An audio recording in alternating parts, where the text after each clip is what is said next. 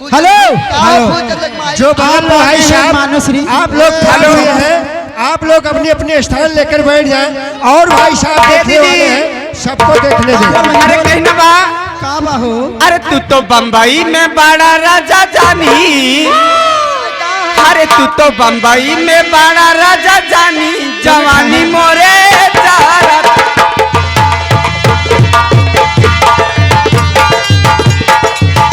तू तो बम्बई में बड़ा राजा जानी, जवानी मोरे चारा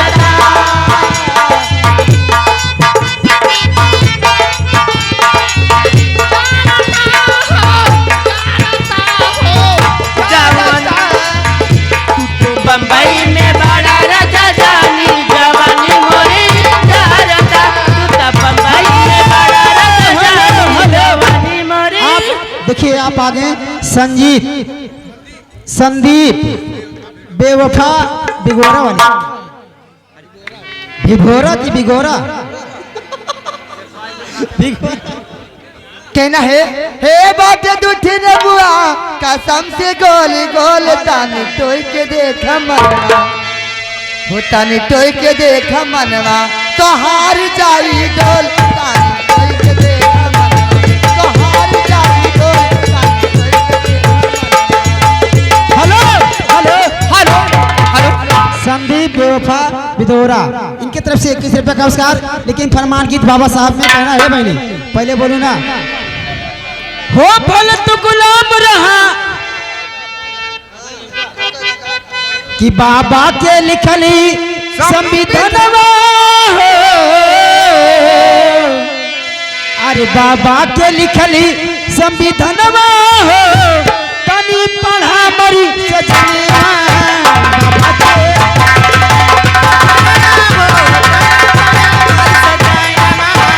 बाबा के लिखा सभी धनवा हो, तनी पढ़ो बोलता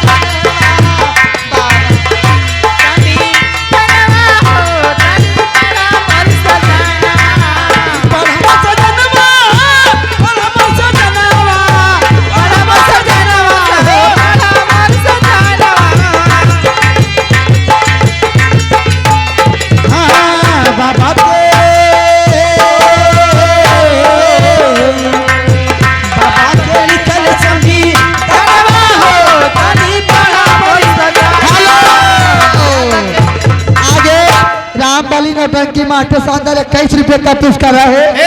और कहना है एक्सक्यूज मी, कहाँ है मास्टर हमारे? यह है फरमाइश गीत आई है राजा कहाँ हम क्यों मिला बाला मुआना चनिया, हम क्यों मिला बाला मुआना चनिया, हम क्यों मिला बाला मुआना चनिया, एके मारत बनेला धुरनिया, हम क्यों मिला बाला मुआ धुरनिया। इसी बीच में आगे बिहारी यादव उनकी तरफ से 10 रुपए का पुरस्कार है। लेकिन कहना है हो हम तो दिल दे ही चुके, आगे साहेब लाल नथेपुर 20 रुपया चीसा से खौड़ी नहीं, हम तो दिल दे ही चुके, बस तेरी हार बाकी, थोड़ा सा थोड़ा सा थोड़ा सा प्यार हुआ है, थोड़ा है बाकी, थोड़ा सा प्यार हुआ है, थोड़ा है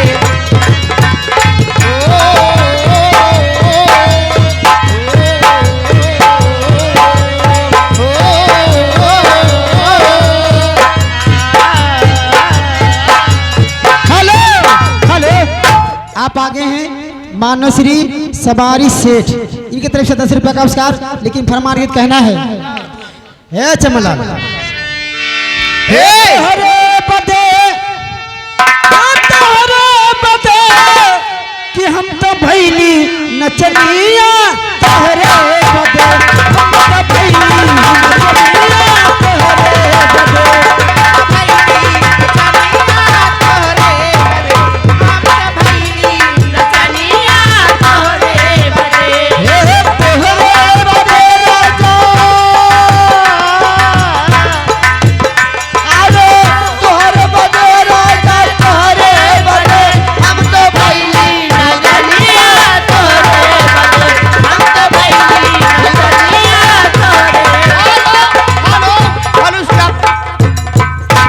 झुमका गिरा नहारी में और झूलनिया बांसवारी में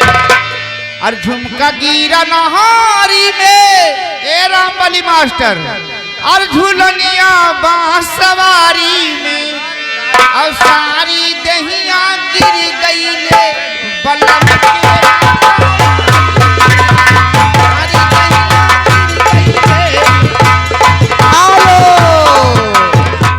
आगे बड़े भैया राकेश वर्मा राइस मिल वाले चित्र की 101 रुपया का पेश